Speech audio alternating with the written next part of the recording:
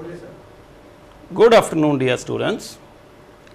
मैं पी.डी. वर्मा, प्राध्यापक अर्थशास्त्र, शिक्षा विभाग हरियाणा, आप सबका एजुसेट प्रसारण में स्वागत करता हूं।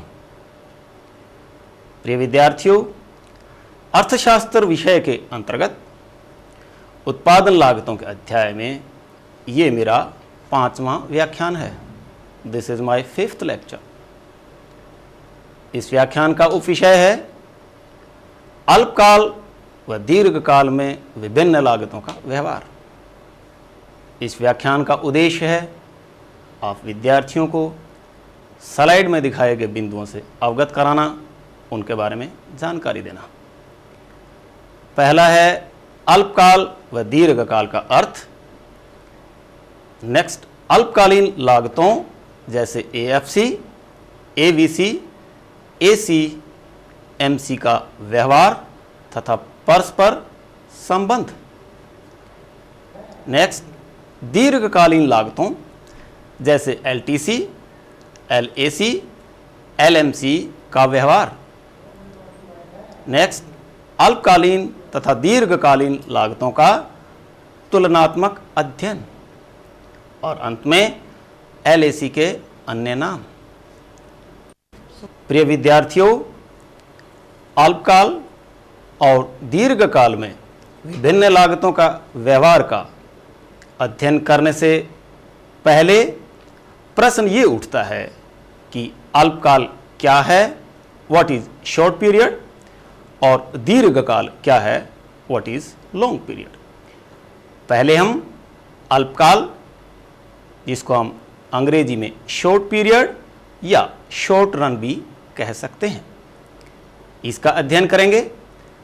अल्पकाल समय की उस अवधि को कहते हैं जो इतनी अल्प होती है कि इसके दौरान उत्पादन के सभी साधनों में परिवर्तन करना संभव नहीं होता। अर्थात अल्पकाल समय की वह अवधि है जिसमें पूर्ति को केवल वर्तमान उत्पादन क्षमता तक ही बढ़ाया जा सकता है। अब दीर्घकाल की परिभाषा। दीर्घकाल का अर्थ, दीर्घकाल को अंग्रेजी में लॉन्ग पीरियड या लॉन्ग रन भी कह सकते हैं। इसका अर्थ, दीर्घकाल समय की वह अवधि है जिसमें उत्पादन के सभी साधन परिवर्तनशील होते हैं, अर्थात सभी साधन बदल जाते हैं तथा इसी अवधि में पूर्ति को मांग के अनुसार कम या अधिक किया जा सकता है।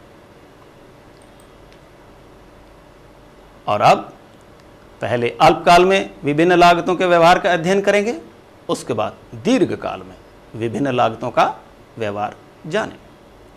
अल्पकाल में विभिन्न लागतों का व्यवहार, behaviour of different cost in short run. अल्पकालीन लागतों जैसे स्थिर लागत यानी फिक्स कॉस्ट, परिवर्तनशील लागत वेरिएबल कॉस्ट, औसत बंधी लागत एवरेज फिक्स कॉस्ट, औसत परिवर्तनशील लागत एवरेज वेरिएबल कॉस्ट, औसत लागत एवरेज कॉस्ट तथा सीमांत लागत मार्जिनल कॉस्ट के बारे में हम अलग अलग से विस्तृत अध्ययन कर चुके हैं, लेकिन यहाँ हम अल्पकालीन लागतों जैसे एएफसी, एवीसी, एसी तथा एमसी के व्यवहार का अध्ययन रेखाचित्र की सहायता से एक साथ कर सकते हैं। स्टूडेंट्स, आप डायग्राम में देख रहे हैं behaviour of different cost in short run, यानी अल्पकाल में विभिन्न लागतों का व्यवहार दर्शाया गया है।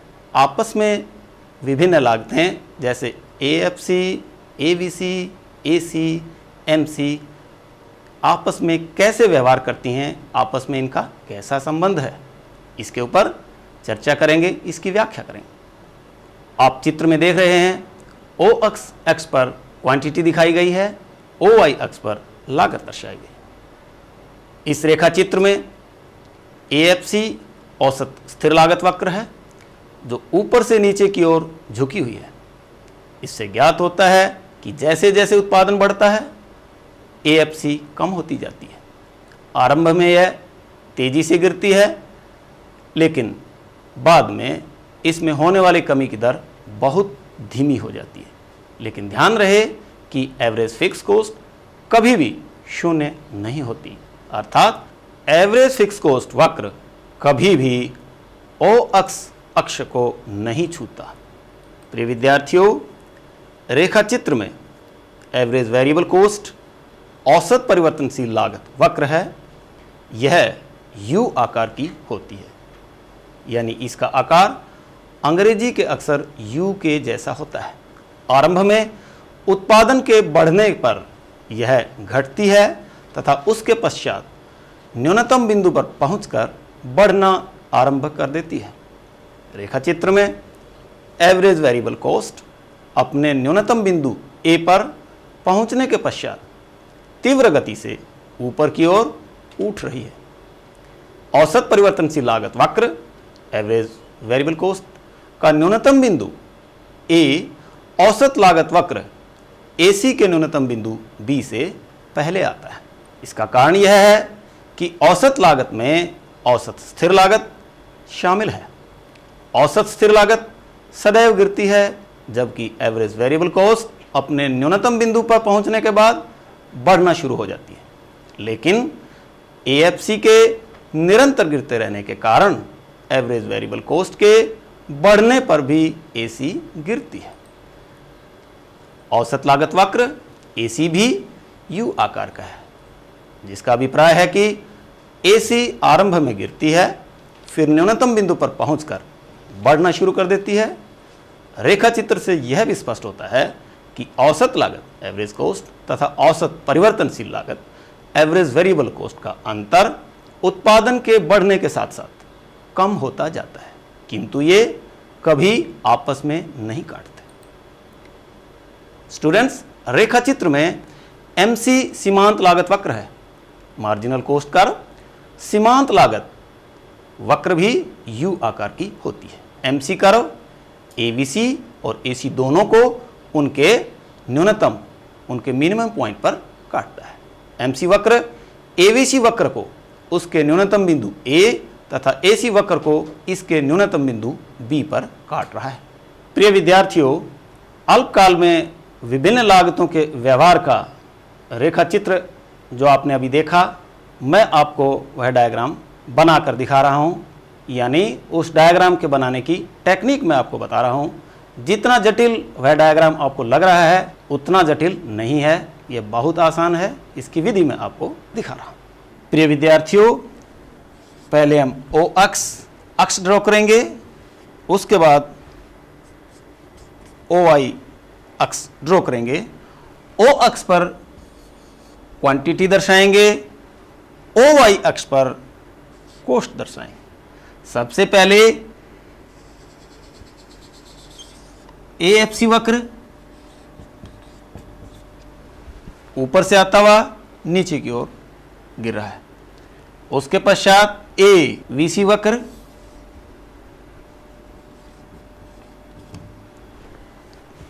उसके पश्चात एसी वक्र। ध्यान रहे प्रिय विद्यार्थियों, एवीसी वक्र का न्यूनतम बिंदु एसी वक्र के न्यूनतम बिंदु से पहले आता है और इन दोनों बिंदुओं से हमें मार्जिनल कॉस्ट वक्र गुजारना है। अर्थात मार्जिनल कॉस्ट कर्व हमेशा एवीसी और एसी वक्रों के न्यूनतम बिंदुओं से होकर ही गुजरता है। एक बार फिर डायग्राम में ओ अक्ष पर उत्पादन की मात्रा यानी क्वांटिटी ली गई है, ओ वाई पर कॉस्ट दर्शाई गई है।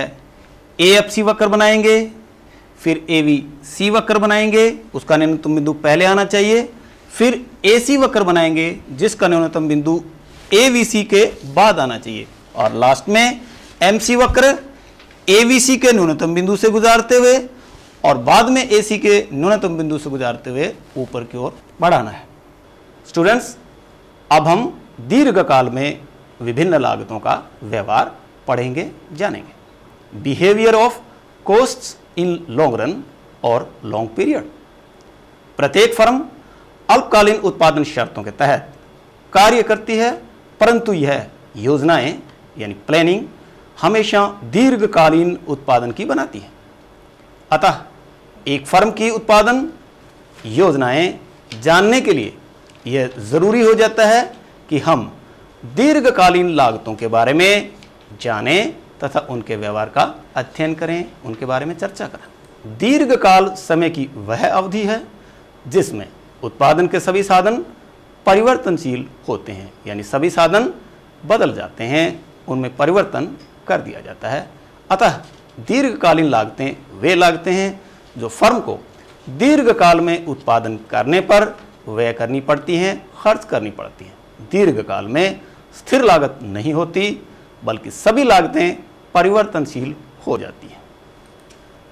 और अब हम दीर्घकाल में लागत की मुख्य धारणाओं को डिस्कस करेंगे। और मुख्य धारणाएं हैं, पहली है दीर्घकालीन कुल लागत, लॉन्ग रन टोटल कॉस्ट, जिसका संक्षिप्त नाम LTC है। दूसरी दीर्घकालीन औसत लागत, लॉन्ग रन एवरेज कॉस्ट, जिसका संक्षिप्त नाम LAC। तीसरी दीर्घकालीन सीमांत लागत, लॉन्ग रन मार्जिनल कॉस्ट, संक्षिप्त नाम LMC। अब हम एक एक करके इनके बारे में अध्ययन करेंगे। पहले दीर्घकालीन कुल लागत, long run total cost, LTC। चूंकि दीर्घकाल में उत्पादन के सभी साधन परिवर्तनशील हो जाते हैं, इसलिए परिवर्तनशील लागतों तथा बंधी लागतों में कोई अंतर नहीं रहता। दीर्घकाल में सभी लागतें परिवर्तनशील हो जाती हैं, अतः दीर्घकालीन कुल लागत वक्र LTCC का आकार ठीक वैसा ही होता है जैसा अल्पकालीन कुल लागत वक्र का होता है।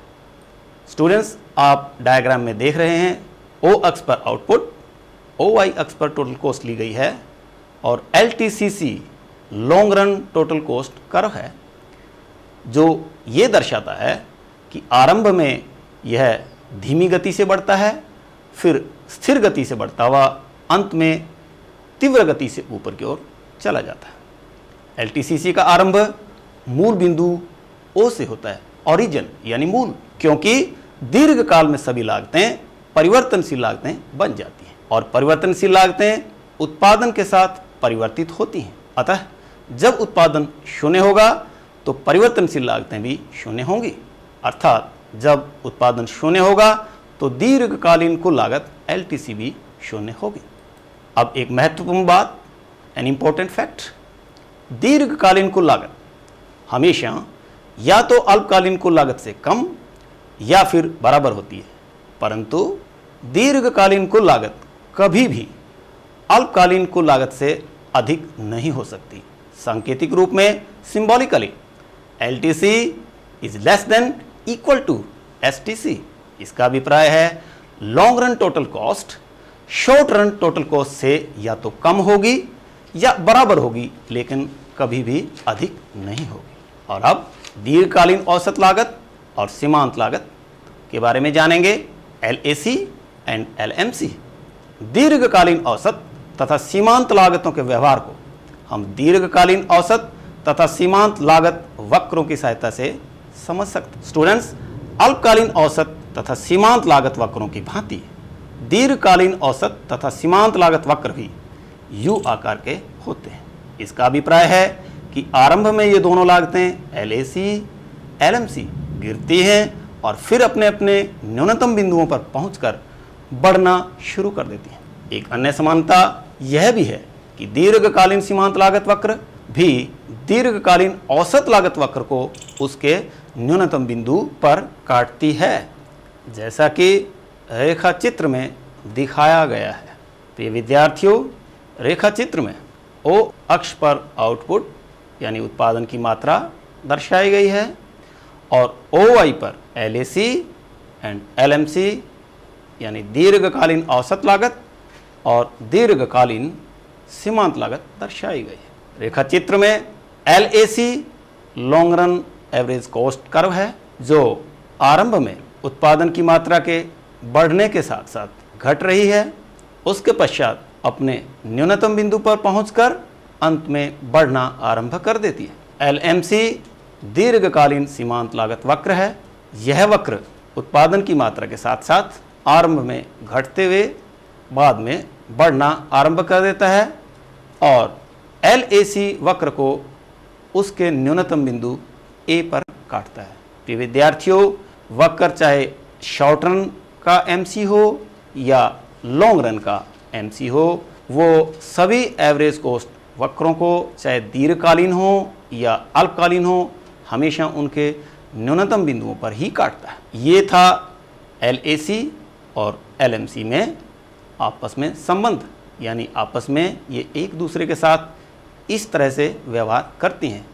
एक बात इसमें और ध्यान देने योग्य है कि LMC हमेशा LAC को बढ़ते हुए यानी नीचे की ओर से ही काटती है, ऊपर की तरफ से ये कभी नहीं काटती।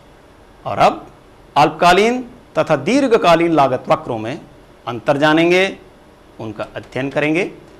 पहला अंतर है दीर्घकालीन लागत वक्र अल्पकालीन लागत वक्रों से अधिक चपटे यानी फ्लैटर होते हैं। इसका कारण यह है कि दीर्घकाल के दौरान एक फर्म कई नए प्लांट लगा सकती है। इसका अभिप्राय उत्पादन को वह फर्म एक पैमाने से दूसरे पैमाने में बदल सकती है, शिफ्ट कर सकती है, जबकि अल्पकाल में ऐसा करना संभव नहीं है। ये केवल दीर्घकाल में ही संभव है, पॉसिबल है।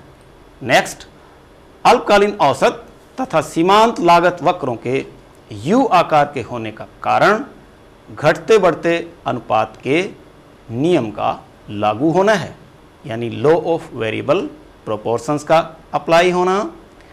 जबकि दीर्घकालीन औसत तथा सीमांत लागत वक्र पैमाने की बस्तों तथा पैमाने की हानियों के कारण U आकार के होते हैं।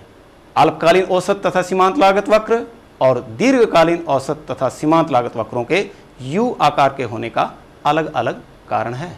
जैसा कि आप रेखा चित्र में देख रहे हैं, O अक्ष पर उत्पादन की मात्रा दर्शाई गई है, OY पर LAC और LMC यानी लॉन्ग रन एवरेज कॉस्ट और लॉन्ग रन मार्जिनल कॉस्ट दर्शाई गई है। LAC long run average cost curve है, LMC long run marginal cost curve है।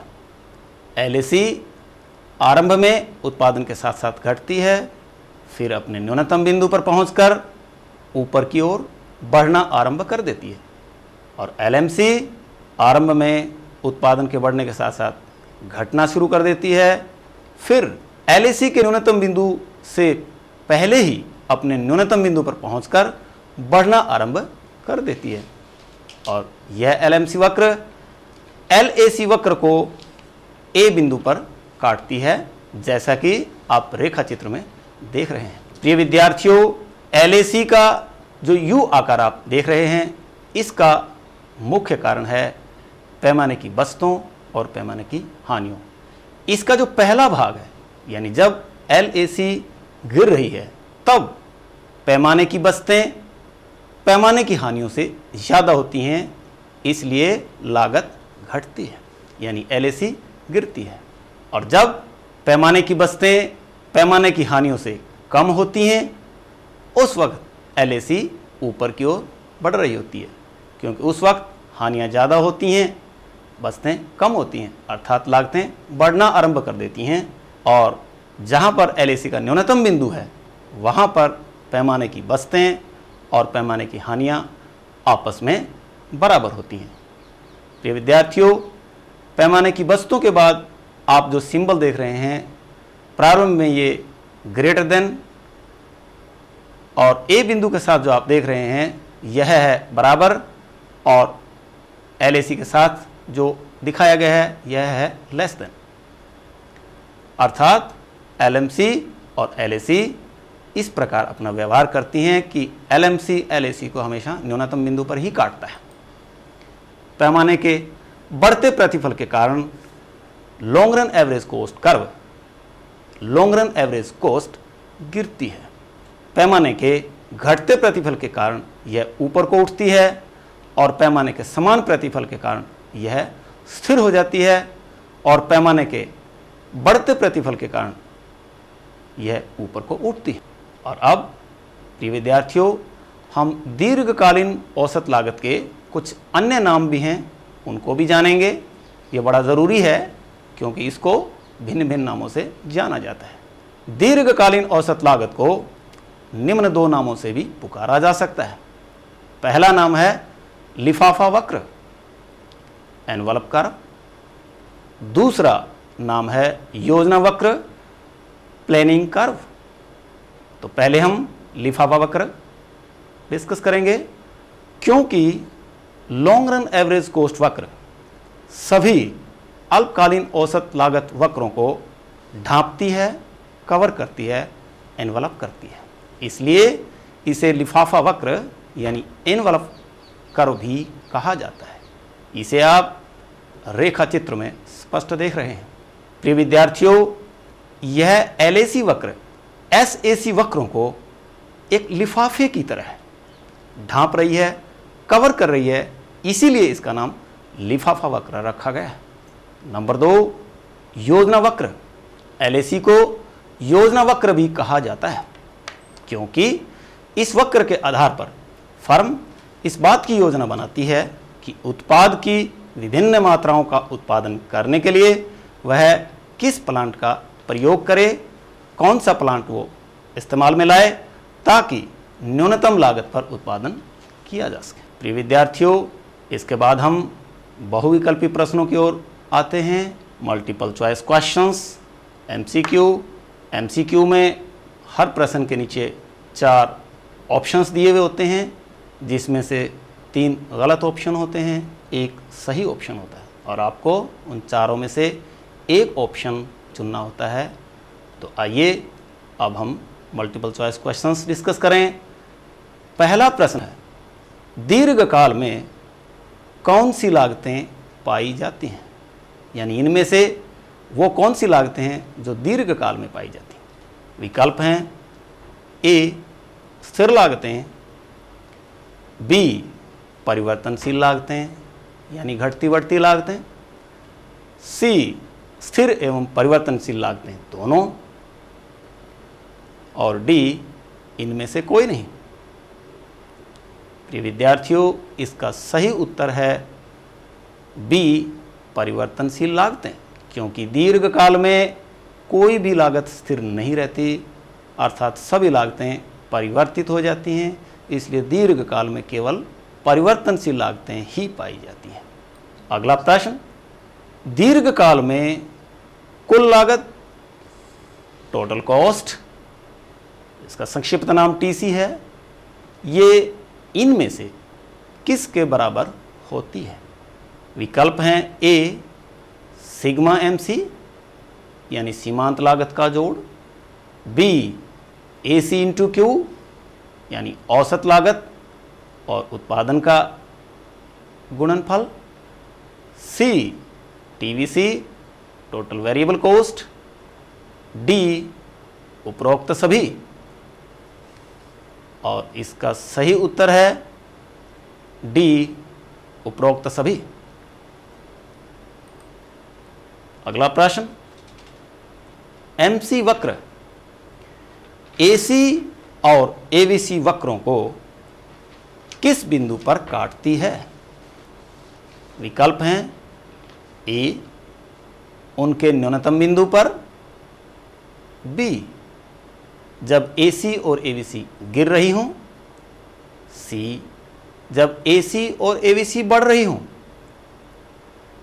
या डी इनमें से कोई नहीं। सही उत्तर है ए उनके न्यूनतम बिंदु पर, अर्थात उनके मिनिमम पॉइंट पर एमसी उनको एसी और एवीसी वक्रों को काटती है। अगला प्रश्न, दीर्घकालीन औसत लागत एलएसी वक्र यू आकार की क्यों होती है? ऑप्शंस आर ए पैमाने की बचतों के कारण, बी पैमाने की हानियों के कारण, सी पैमाने की बचतों तथा हानियों दोनों के कारण, डी इनमें से कोई नहीं। और इसका सही उत्तर है सी पैमाने की बचतों तथा हानियों के कारण। प्रिय विद्यार्थियों, मैं आपको स्पष्ट कर दूं, यहाँ पर अल्पकालीन औसत लागत वक्र जो है उनका भी आकार U जैसा होता है, लेकिन उनके U आकार के होने का कारण घटते बढ़ते अनुपात का नियम है, लॉ ऑफ वेरिएबल प्रोपोर्शंस, जबकि दीर्घकालीन औसत लागत वक्र के U आकार का होने का कारण लॉ ऑफ वेरिएबल प्रोपोर्शंस नहीं है, बल्कि पैमाने की बचतों तथा हानियों के कारण ऐसा होता है। अगला प्रश्न, दीर्घकालीन कुल लागत वक्र LTCC long run total cost curve का आरंभ होता है, विकल्प हैं ए O बिंदु से, this is not zero, this is O, B X अक्ष से, C Y अक्ष से, D इनमें से कोई नहीं। इसका सही उत्तर है ए O बिंदु से। O स्टैंड्स फॉर ओरिजिन, मूल बिंदु से। प्रश्न 6, निम्न में से किस वक्र को योजना वक्र भी कहते हैं? यानी इनमें से कौन सा वक्र है जो प्लानिंग कर्व भी कहलाता है? विकल्प हैं A long run average cost LAC वक्र, B long run marginal cost LMC वक्र, C long run total cost, D short run average cost वक्र। और इसका सही उत्तर है A long run average cost वक्र LAC। अगला प्रश्न, निम्न में से किस वक्र को लिफाफा वक्र एनवलप कर्व भी कहते हैं? ऑप्शंस हैं A short run average cost वक्र SAC, B long run average cost वक्र LAC, C short run fix cost वक्र, डी एवरेज वेरिएबल कॉस्ट वक्र। प्रिय विद्यार्थियों, इसका सही उत्तर है B long run average cost वक्र यानी LAC। अगला प्रश्न, दीर्घकाल में LAC का प्रत्येक बिंदु किस लागत वक्र को स्पर्श करता है? ऑप्शंस हैं A short run average variable cost curve, B short run average cost curve, C short run fix cost curve, D short run marginal cost curve. इसका सही उत्तर है B short run average cost curve. Last question, दीर्घकाल में LAC वक्र SAC वक्रों में से यानी long run average cost curve short run average cost curve में से ए कुछ वक्रों को उनके न्यूनतम बिंदु पर स्पर्श करता है, बी केवल एक ही SAC वक्र को उसके न्यूनतम बिंदु पर स्पर्श करता है, सी सभी SAC वक्रों को उनके न्यूनतम बिंदुओं पर स्पर्श करता है, या डी इनमें से कोई नहीं। और इसका सही उत्तर है बी केवल एक ही SAC वक्र को उसके न्यूनतम बिंदु पर स्पर्श करता है, लेकिन बाकी SAC वक्रों को उनके न्यूनतम बिंदुओं पर स्पर्श नहीं करता। विद्यार्थियों, अब आपको गृह कार्य 2 प्रश्न हैं, आप अपनी कॉपी और पेन निकालें और इन प्रश्नों को नोट करें। अल्पकाल में विभिन्न लागतों fix cost, variable cost, average fix cost, average variable cost, average cost तथा मार्जिनल कॉस्ट के व्यवहार का वर्णन कीजिए। अगला प्रश्न, दीर्घकालीन औसत और सीमांत लागत वक्र के संबंध को रेखाचित्र द्वारा स्पष्ट कीजिए। स्टूडेंट्स, इन दोनों प्रश्नों को अच्छी प्रकार घर से आप करके लाएंगे। आज का टॉपिक बस इतना ही। कल हम इसी वक्त नए टॉपिक के साथ फिर मिलेंगे। तब तक के लिए goodbye, thank you and have a nice time.